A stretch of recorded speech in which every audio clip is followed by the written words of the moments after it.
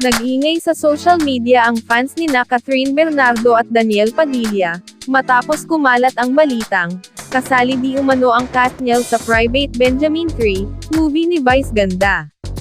Agad na nag-trending ang movie project ni Vice, with Katniel and Ivana Alawi raw.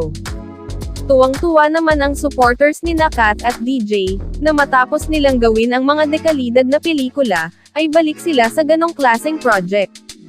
After ng A Very Good Girl, ang next movie na gagawin ni Kat ay ang Elena 1944, na isang comfort woman ang role niya.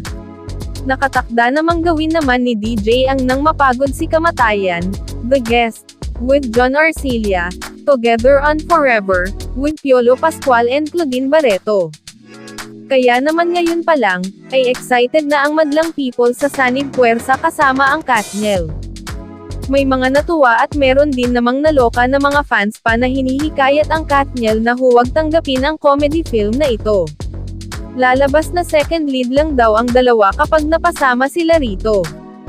Wala rin daw maitutulong sa acting nila ang Private Benjamin 3. Ipaubaya na lang daw ito sa ibang love team like Don Bell, Frances or kay Drea. Ang Private Benjamin 3 kaya ang sinasabing good news ni Vice Ganda, matapos nitong i-post ang picture ng online meeting niya with Star Cinemas executive sa kanyang Instagram story noong Lunes ng umaga.